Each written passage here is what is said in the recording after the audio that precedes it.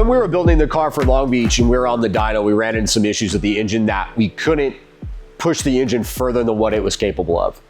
We had a coolant pressure issue that we've been dealing with actually ever since since the beginning. That we've built this car, since we've been running with the billet block. Once we get up to a certain power level, the coolant pressure starts to become a problem where you see coolant pressure start to increase with boost pressure. So we knew that there was a problem and we had to land at an RPM and a power level and a boost pressure that was enough to get us by for the event.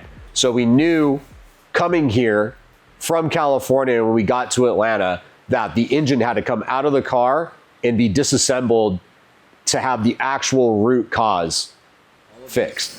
The end lines are big scary. Are these wastegate hard lines permanent? Who's gonna redo those, dude?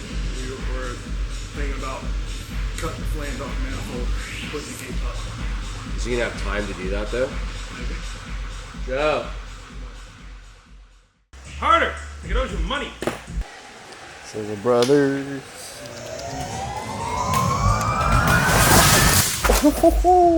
Damn, dog. The fucking floor struck again. It's getting everybody, dog! I'm good. So much that was needing to get done.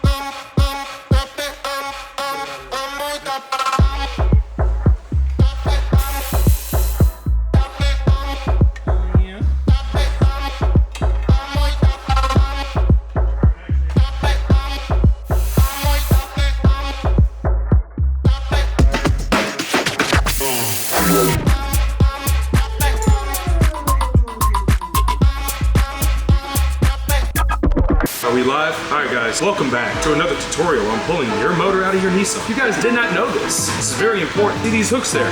They come factory from Nissan. The reason why they did that is because they know that you're going to be pulling this thing out. 2Js don't have this problem. No, they come with the brackets already on. Alright.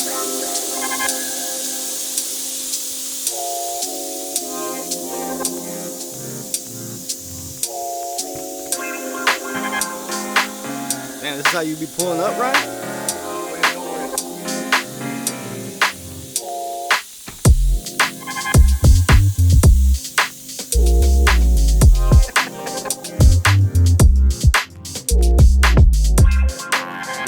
Pulled out of the car. We started going through a couple of various things that we ended up seeing with the car that were kind of concerning at the same exact time during teardown.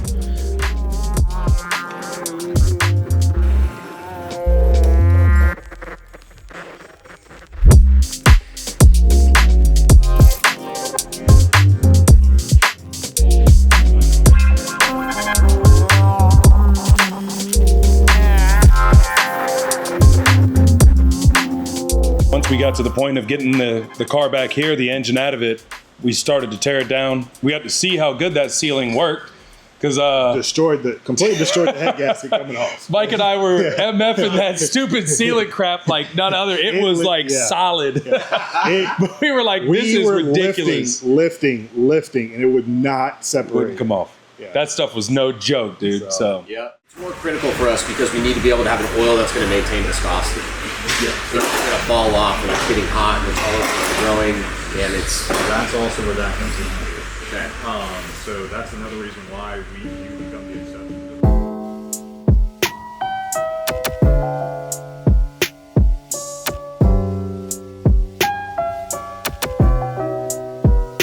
Really don't want to do that.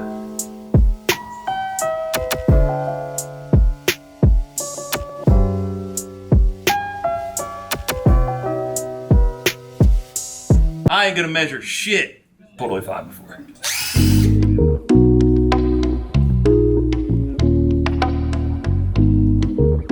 The engine went together fairly fast because there was no remeasuring anything. No. We knew that the blower end was fine. It just needed to be disassembled and labeled and put into bags. And that way, when we got everything back, we cleaned everything really well, really thoroughly to make sure there was no other steel and iron from machining it. The rotating assembly, we just bagged it. Completely as dry as we possibly can on those.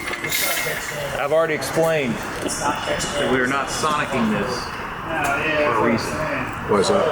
Because I don't want For the to boards? ruin the integrity of all the water passage gaskets that we know are sealed perfectly. This thing doesn't leak. No. And if we stick it in there, we're gonna make leaks happen. Not doing it. Let's do that a few times. So this, if you don't use your ATF on the bore, it's gonna leave all those deposits into the iron. Look at it. Look at this. So I've always been taught to use some ATF and either coffee filters or a lint-free towel to just kind of work your way in there, and you keep doing that until you don't see any more of the iron deposit. So who'd you pick up that trick from, or where did you actually acquire that technique? This? Yeah, it's actually pretty. That was before Aldor invented the internet. Oh my goodness. This is when Joe That's a blast in the past, dude. Joe was building his Cavalier when he figured this out. Yeah, I was building Cavalier. Quad 4s. It's that big power. Shout out to my Quad 4 brothers. Oh yeah? You guys still stay in touch or what? Yeah, a guy named Jason, he actually followed it. So Jason, if you're watching this. Why is the top of the cylinder dark right here? That's just where the ring never comes up to the very top of the bore. So that's where it doesn't actually clean the bore there. We're basically doing that right now. And that's where the rocking of the piston happens when it comes over. I see it. Well, it looks like this one rocks. Cylinder 1 rock, or cylinder 6 rocks more than Yeah. the rest. You Is can that see just where I'm standing? Nope. You can see it. But the rotating assembly, we just bagged it. And we inspected everything. The bearings, everything looked still new. And there's been no evidence of oil pressure issues or lower end noise. So I think I jokingly said I'm not measuring shit. Yeah.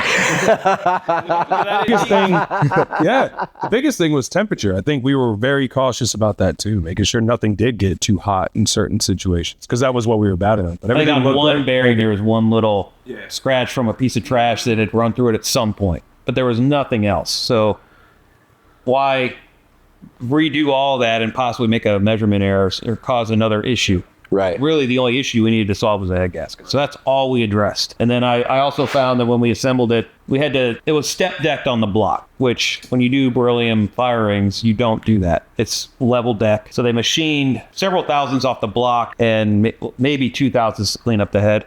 Just because where the piano wire kind of dented the cylinder head in right there. Right. And we didn't want to risk any of that. It's like, well, I don't want to put this whole thing together and we're like, oh, the cylinder head's brand new, it's fine. Yeah, we need to know. Yeah. So when we did all that and we retimed the engine, I only had to move the cams like a half a degree, barely. The overall gasket height, after we took the MLS gasket out and did all that and then machined it and put the new taller beryllium gasket, copper gasket in there, it all ended up to be almost identical. So it made it really easy to put it back together. They actually seat these in. But this is the firing that Bullet provides for these blocks. And it's a much wider ring in itself. And then what are these? Are these beryllium or? Beryllium copper is what I've been told. It's like a beryllium copper ring. And as you can see, See how wide it disperses the clamping forces yeah. across that entire thing as compared to that. We're essentially reusing the engine. Pretty much. Yeah. I mean, in any normal circumstance, I would never assemble an engine like this. I would measure everything. Right. So for all the haters out there, I think we're just slapping this thing together. It's already been together. Now on the bottom side where it takes all the thrust load, you can see just a little bit of wear in, but it's not something that I'd be like, yeah, we got to change those bearings. Right. Not even close. Right. Using the same Cali's Compstar crankshaft, our Manley rods, Mahle pistons, all of that stuff has been great.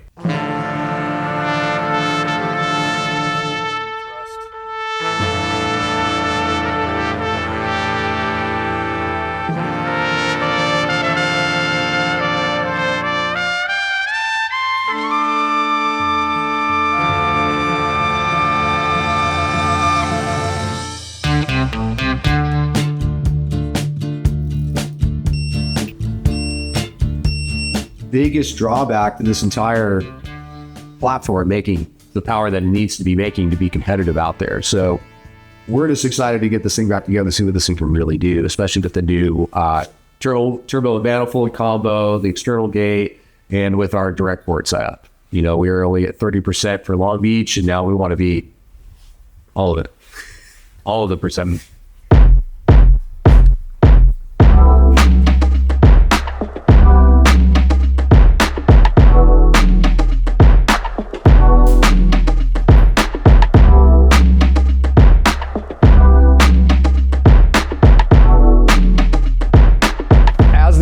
finished and you guys were putting in the engine, what were some other things that were addressed in the meantime? We did the clutch because the clutch looked worn from everything in Cali. Because to be fair, you were beating the shit out of the car in Cali. You were riding. You were riding. And Joe did some phenomenal fab work. That's a good. Do you want to bring that up or do you not want to bring that up? You can bring that up. Yeah, tap down below in the comments of where do you think the appropriate place for the coolant temperature sensor should be? Should it be A, from the outlet, or B, from the inlet? Joe, what's your 2 cents? Well, I think we all know it's supposed to be on the outlet. But to be fair, none of us noticed this Until from 2 years ago when it got done. So we were measuring inlet pressure and temperature going into the engine, which is completely backwards. So we found that out, but we noticed that in California. Yeah. And we just had to make do with what we had to make that work. So a coolant neck was fabricated to get around some of the stuff. The spacer on the backside of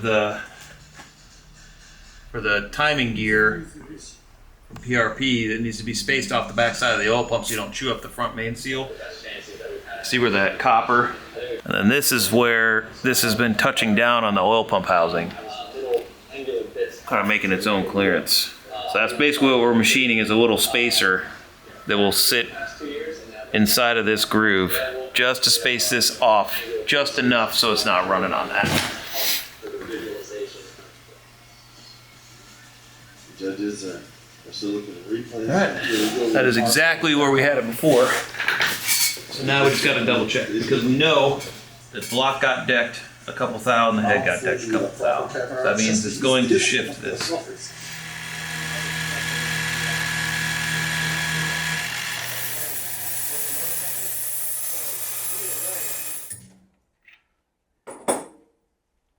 I got a 90 on it anyways right now. So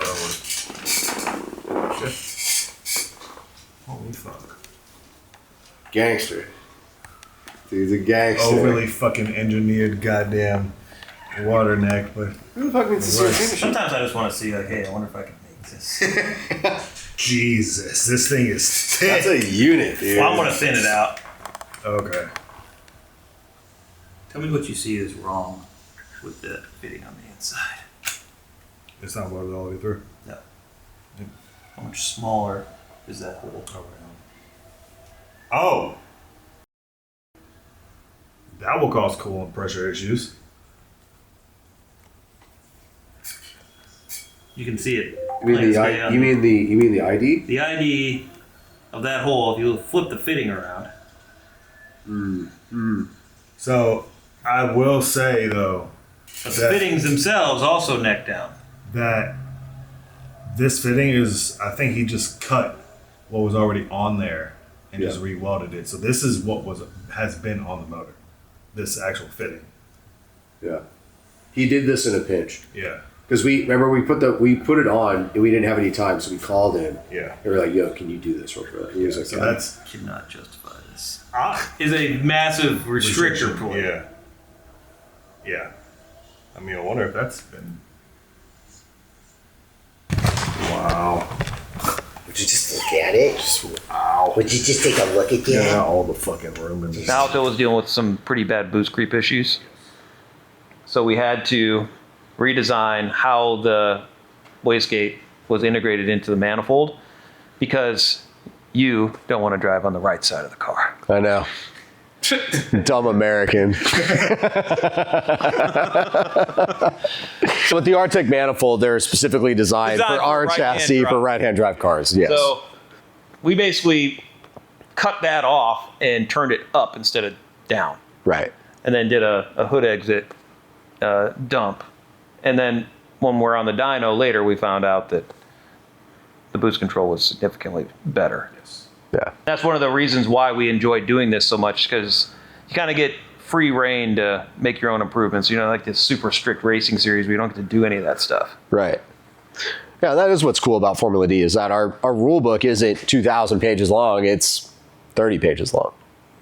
So we're able to experiment and actually touch and play with the car and develop things, you know? Nah, you got better lenses and shit. This is the one that came with it. But Oh, word? That's bigger than the one I got. You hear that one? I totally felt that when I saw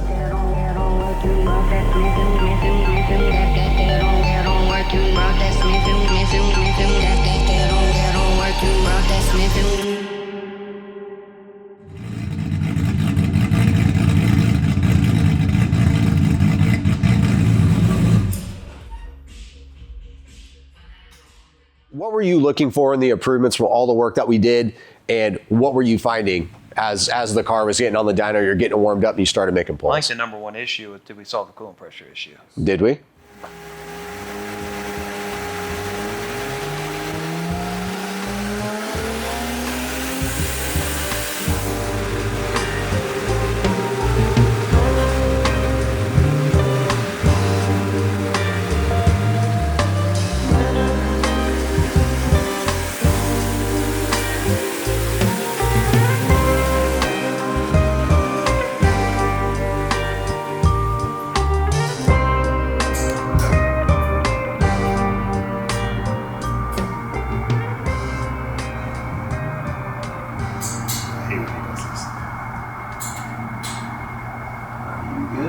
Choco, they want to know if the coolant pressure's fixed.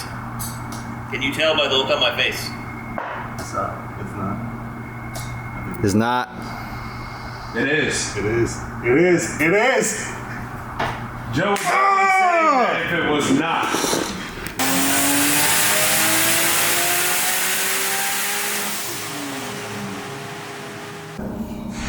Gets up to 10. Oh shit. Perfect. Delta 5. Perfect. That's a lot better than 24, 25. Fuck yeah. Does he want us to change the spring? No, we're not even close to. Boost control's behaving much better. He had to take a bunch of shit out of it because he said that's Better? Good shit. Perfect.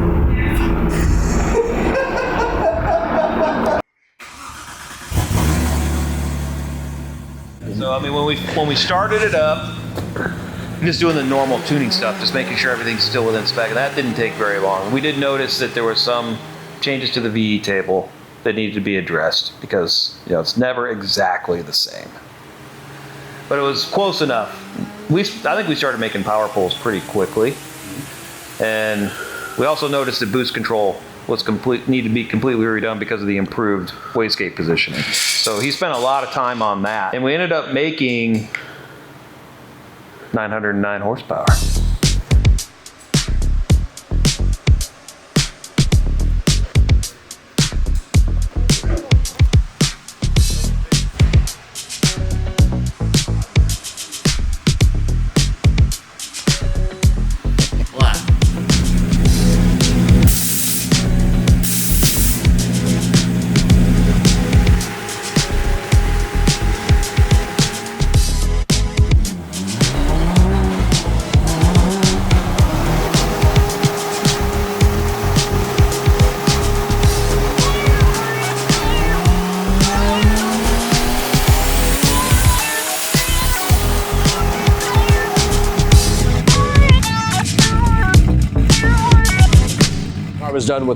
Was done on the dyno. The trailer had just gotten finished. We got everything loaded up and we headed to Road Atlanta.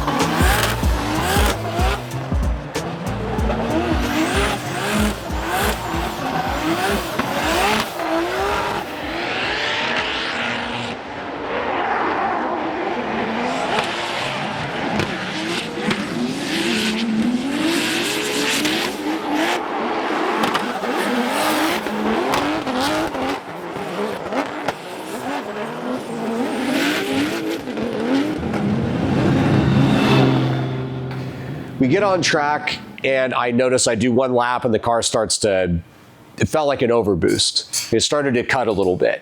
So I bring the car back to hot grid where the guys were, and they started to diagnose the car. No, but we had a coolant pressure, or not coolant pressure, coolant sensor issues. Coolant pressure temp, slash and temperature sensor, sensor issues. So it's giving false readings, it's making the car freak out. Yep. We also had a few things in the tune that were set a little bit different, so we made the adjustments on the tune. We got an Uber coming from the shop up in Alpharetta all the way down here to deliver his part so we can fix the coolant pressure. Joe's already got the new tune file in the car. Yep. So we should be good when it comes to that. And there's no sending Brian back out on the track. Tell him to freaking send it. Victory will be ours. It is imminent.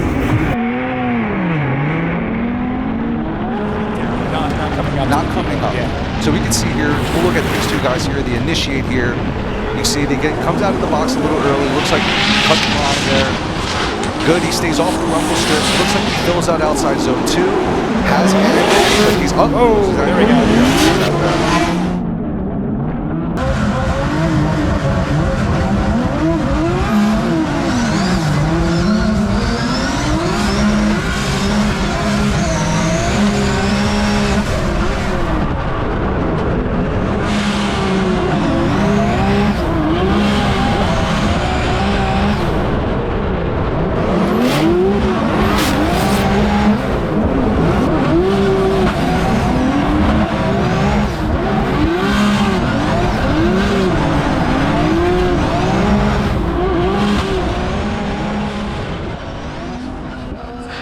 So that ate up all of our practice. And going back out for the following session of practice, we had, I think it was about an hour, which netted us, I think, with people going off track, and yeah, we had 2 laps. I had 1 lead, I had 1 chase, and then it was right into battle. So, you know, kind of basically figuring the car out as we were going. And during those 2 laps, they had to replace the tie rod. Yep. So it wasn't even a full lap that you actually got. Yeah. So realistically, you only got a lap of practice after the car got dynoed and redone at the power level. Welcome to pro drifting. Straight into comp. You gotta pull up. You know. We are seeing that. Here we go. Ryan Literal and Federico Sharifo. Ryan Literal initiates in that Sunoco S chassis.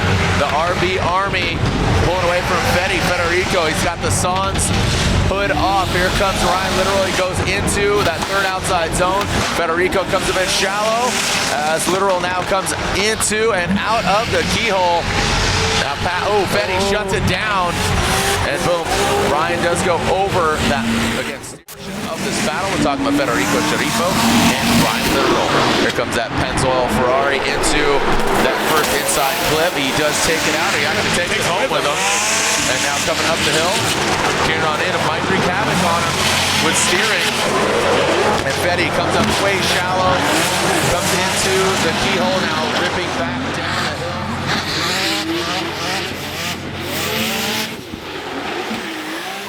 We fared pretty well, in my opinion. You know, we went up against Federico. He shut down behind us. Something happened with his car. And I knew that he was having issues with his car, so I decided to kind of take my time and just give him some distance because we didn't have to be on kill in order to advance through the battle. I just needed to do what we needed to do to advance on to the next one. So then our battle with Derek Madison, the car was definitely plenty fast. He's, you know, I think he's like a supercharged V8 or something like that. But that was when you really got to feel the power with this thing too, because that was when you said, I finally put this thing down for real. Derek Madison, regardless, this is when you want something to go wrong because it is not dire straits right now. Basically, what they need to do is really find the flow, get into it. Just as Ryan Literal goes right into it, we just saw him run Fetty, and look at Derek Madison. Good transition from him. Comes on up that coilover depot, now into the keyhole. Look at Literal, very close in proximity. he was driving consistent enough. Zach was telling our spotter, Zach. And he knew that I could commit to him, and we stayed committed. I was able to be all over him, and then in my lead, I just let it dip down below the boost threshold, and it bogged out on me. So, and then that's when I came up short a little bit on the corner. He ran into us, which took out the lower knuckle, snapped the tow rod, and that ended our day. And then you guys stayed late and got the car all finished for the following day, which was Saturday.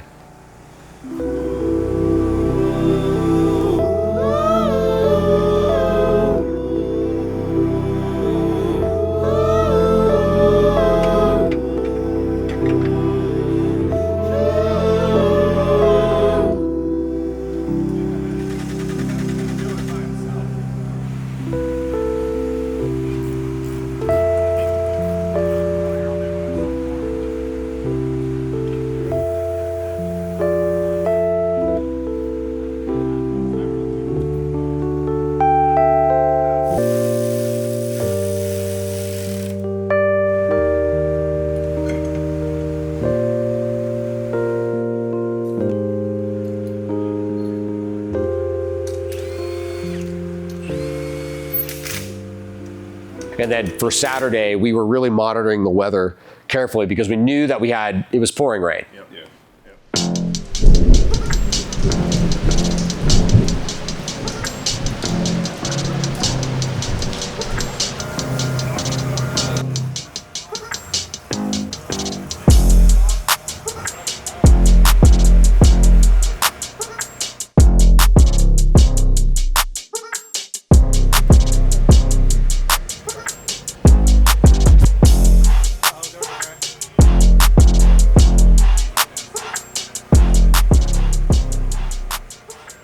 Well, we knew for sure that the practice session in the morning was going to be wet. But then it was looking like it was going to clear up during actual battles, and it did. But unfortunately for us, and me and Joe were sitting in the truck watching the live stream, we're also watching the radar in the truck, that if everything stayed on schedule, we were going to be solid and we were going to be good to go. But unfortunately, the battle that ensued of multiple passings really delayed the track, and then that's when the rain came in.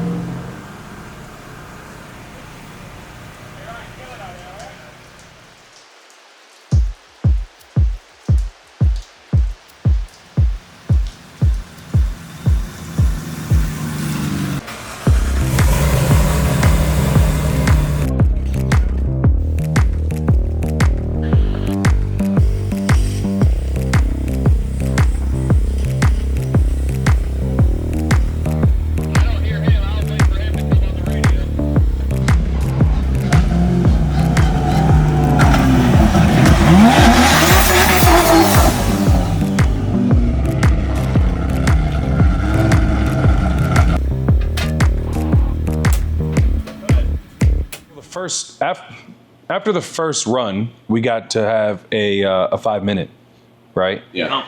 Complimentary 5 minute. Yeah. And this was the other turning point. So we started getting that downpour right before the first run. That gave you a sight lap. Right. We have 5 minutes. As soon as we finished 5 minutes and lined back up, it was a completely different track again because it was pouring even harder than your first sight lap. So we were behind the 8 ball again. Yeah. Not including the whole. Well, because the first lap was still somewhat, it was patchy. Like even if you watch in the footage, like you'll see that at the keyhole, it's still some smoke coming off the tire. But that's also why I hit him, is because he hit he hit a slick patch, I hit a dry patch, and that's what caused me to really to kind of go into him, right? But then we go out and it's completely slick. Right. Both of you guys, you've seen it.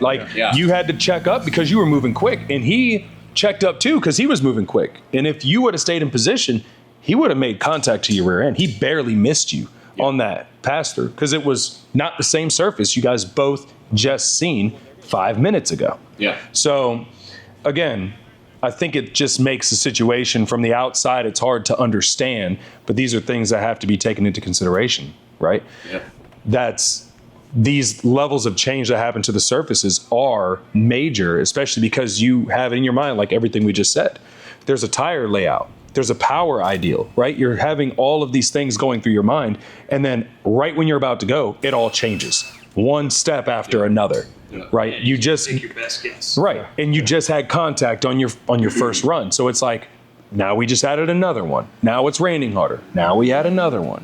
It's like, how many more can we add? And it's not crying wolf. It's just things that people don't think about, you know? Yeah. And it comes at you fast. You only have so much time in order to, yeah, exactly, to get it handled and get back out there. And some of the stuff you just doesn't fully get addressed in that amount of time. I'm just really hungry this season, man. Like, you know, like a lot. Yeah. Cause I mean, I'm tired of us being where we've been, and I know what it's going to take for us to be up to the top where we deserve to be. Yeah. So, and I'm not even calling these excuses, right? Yeah, no. They're not These excuses. There's no It's just, excuses. we're learning. We are. Yeah. And like I said, this time I mean, I feel way more confident with this vehicle, with us. You know, we've actually been pushed to make this happen. I think that's the biggest advantage. Well, it's it'll be a fun one, this race. Damn right. So keep our heads up, stay focused, and we'll see you guys in Orlando.